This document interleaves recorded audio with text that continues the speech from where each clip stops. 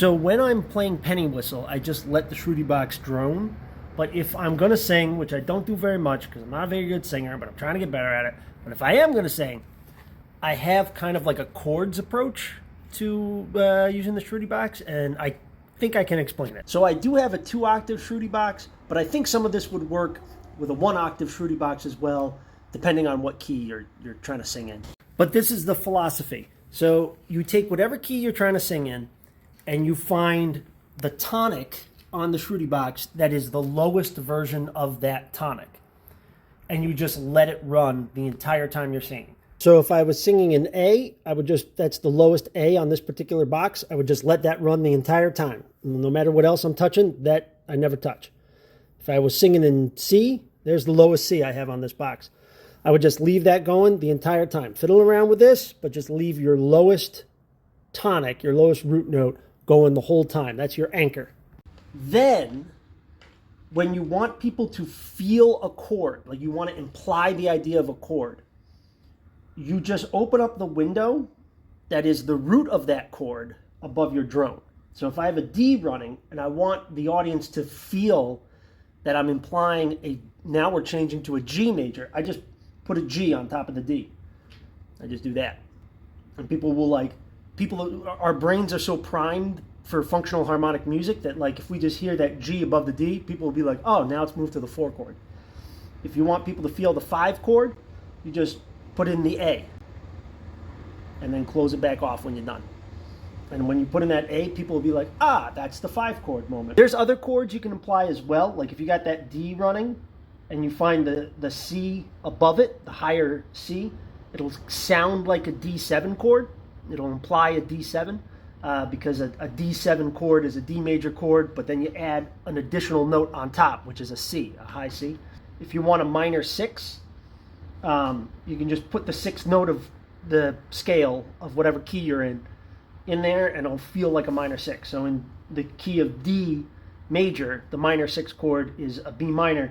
If you just leave that D running and open up a B, people will think, oh, it's a B minor chord, even if they don't know what a B minor chord is, or a minor 6, or a D7. So there's the D. Now I want you to hear a 4 chord,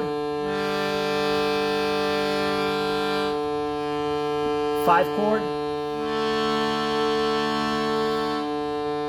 a 7. Now when I'm just playing straight intervals like that, it doesn't really sound like a chord. But what happens is if you put it in context of a song and the change is happening at a moment that the audience knows this is where a chord change would happen, you will feel the chord, like your brain fills in all of the missing information. So it just kind of sounds like intervals when I'm sitting here doing it on my lap, but if you do it in like the context of a song, it all of a sudden becomes chord. Hear the train coming round the bend, but I ain't seen the sunshine since I don't know when, but I'm stuck in Folsom Prison. The time keeps dragging on, and that train, it keeps on moving down to San Antone.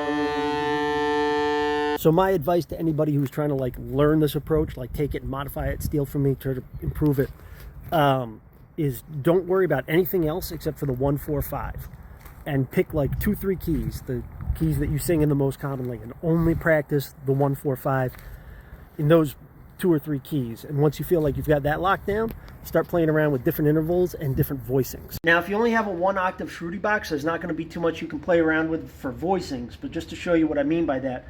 So here's a G. So let's say I'm in the key of G. So if I want to imply a 4 chord, I would introduce a C over top of it. If I want to imply the 5 chord, I would put the D over top of it. If I want to imply the 6 chord, the minor 6, I put an E over top of it, right? But I also have a C, D, and E in the lower register, so I can reach underneath my droning note as opposed to above. And that's just like a different voice, a different kind of character of the same type of chord changes, just depending on like the vibe you're going for. So here I am in the key of G, right? And here is my 4, 5, and 6 in the upper register, and a 4, 5, 6 in the lower register. So just to hear what the difference would be like. She'll rock me, mama, like a wagon wheel. Rock me, mama, any way you feel. Hey, mama, rock me. Or you could do, rock me, mama, like a wagon wheel. Rock me, mama, any way you feel. Hey, mama, rock me.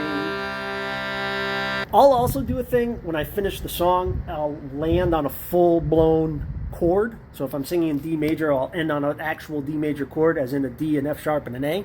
So that's a D, that's an A. If I wanted a full D major chord, I need to add an F sharp. Well, I got this F sharp, but I also have this F sharp. That's like an octave above. And it's just two different voicings of the same chord. So this is a D major.